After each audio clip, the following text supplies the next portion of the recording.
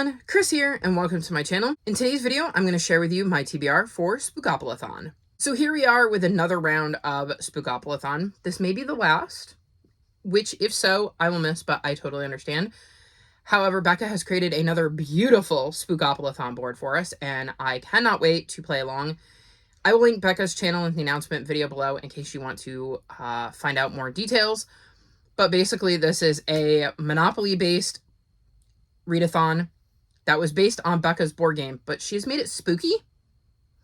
So let's dive in. I will be doing 5 rolls unless I get any doubles and see what the board has in store for me this year. So it is time to do my rolls for Becca's Spookopolathon.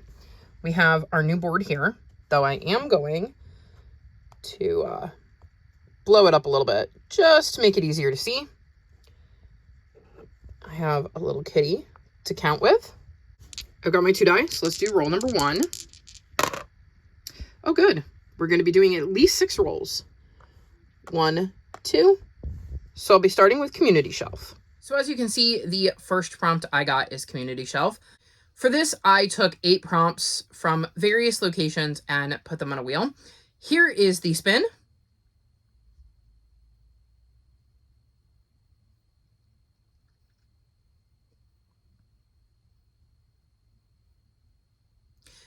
And as you can see, I got Hot Drink on the cover.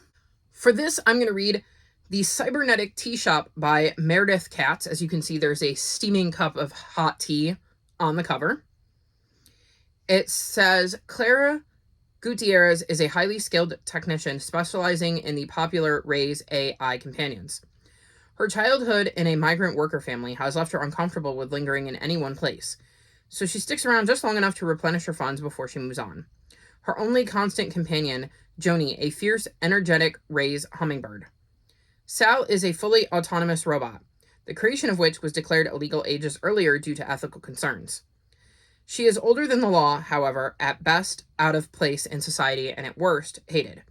Her old master is long dead, but she continues to run the tea shop her master had owned, lost in memories of the past, slowly breaking down and aiming to fulfill her master's dream for the shop. When Clara stops by Sal's shop for lunch, she doesn't expect to find a real robot there, let alone one who might need her help.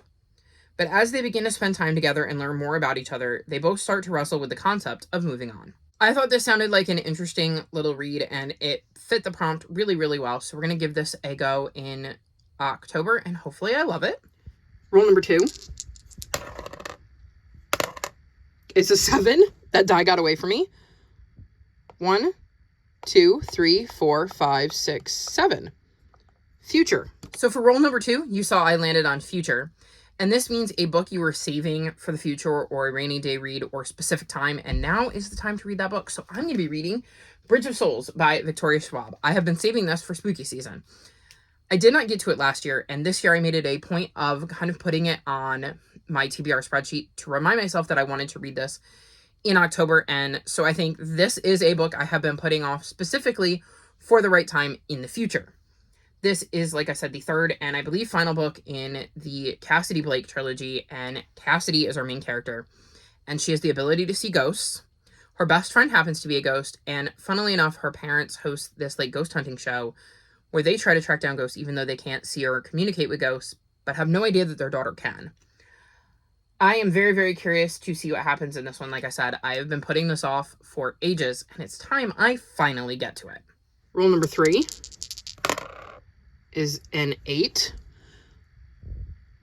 1, 2, 3, 4, 5, 6, 7. Hang on. 8 is another Community Shelf. So once again, I got Community Shelf. So I took that same wheel with 1 prompt removed and spun it again.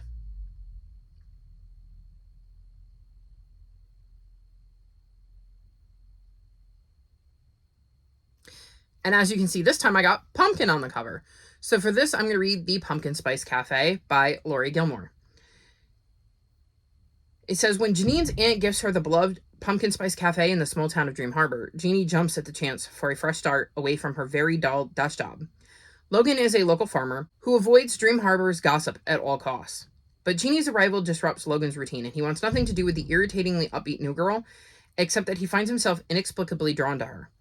Will Jeannie's happy-go-lucky attitude win over the grumpy but gorgeous Logan, or has this city girl found the one person in town who won't fall for her charm or her pumpkin spice lattes? So this is a book that I have recently gotten the ebook for. I got it for like 99 cents, and it was like perfect. There are pumpkins on the cover. It has those fall vibes, and I've heard people talking about it, and they made it sound good, so hopefully I enjoy this one.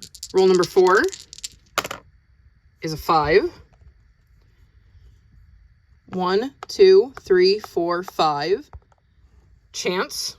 For roll number 4, you saw I got Chance. This is to take a stack of books that you want to read and don't want to read. And so I did another wheel. There are 4 books on here that are on my tentative October TBR. I would really like to get to them in October. And then there were 4 books on here that I didn't want to get to in October, and I spun the wheel again.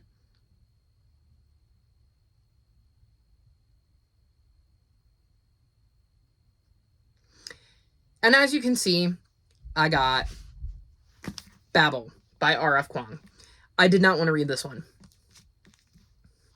I had no plans to read this chunker in October, and I was trying to be fair, to give myself a chance, and I was like, well, it's only 1 in 8. Any of the others, I think I would have been okay with, but, like, Babel, man, this is a big, chunky book.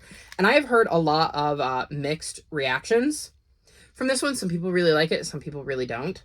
It's a historical fantasy epic that grapples with student revolutions, colonial resistance, and the use of language and translation as the dominating tool of the British Empire. So we're going to see where I fall on this one, apparently, in the month of October. I'm keeping my fingers crossed that I have fall on the side of actually enjoying it. So we're going to find out in October.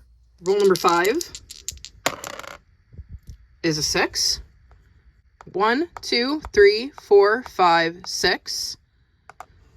Ooh, mood read. Then for roll number 5, the board was nice to me and I got mood read. And because I am not rolling as I go, I'm going to put a book on here now, and that is going to be Source Line Book 2. I read book 1, I believe, last year during spooky season, so I thought it was a perfect time to read book 2. And after having Babel, I think giving myself a shorter graphic novel as my mood read is going to make this TBR a little bit more manageable. And because I got doubles, my last roll is another 6. 1, 2, 3, 4, 5, 6.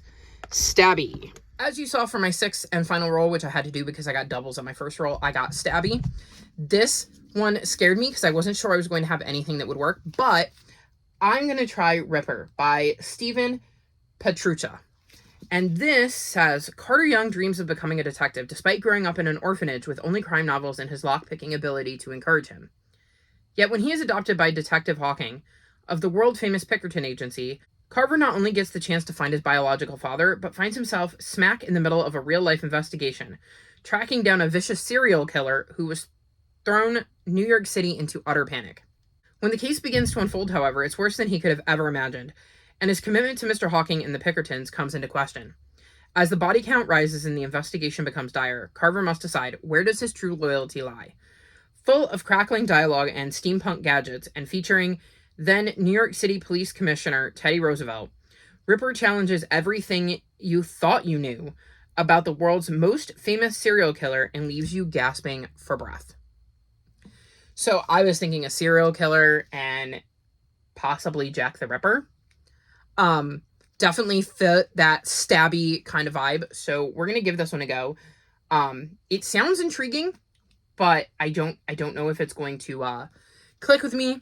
I struggle with kind of thrillers anyways, so we'll see. And this is a good way to figure out if I'm going to enjoy it or if I should just get it off my TBR. So there you have it. That is my TBR for this round of Spookopoly. Lots of things that were kind of taken out of my hand and based on the complete random spin of the wheel. But I think I have a very eclectic TBR, so hopefully that will keep me motivated to keep reading. And I won't get into any of those genre slumps I've been experiencing lately. I want to thank Becca for hosting this readathon. Once again, I know how much work goes into it, and if this is the last round, then I will be sad to see it go, but I will be grateful for all of the years I've gotten to participate because I really, really enjoy this readathon, and nothing says that I couldn't bring back the board all on my own to play along in future years, because we do still have all of the boards she's created. So maybe next year I will break out one of the Spookopoly boards and do a couple rolls for fun if she doesn't bring it back. Are you participating in Spookopoly? If so, let me know which prompt you landed on that was the hardest for you to fill. All of my social media is linked in the description below if you'd like to come chat with me. If you've made it this far in the video, leave me spooky emojis. Like this video and subscribe to my channel, and I'll talk to you next time. Bye!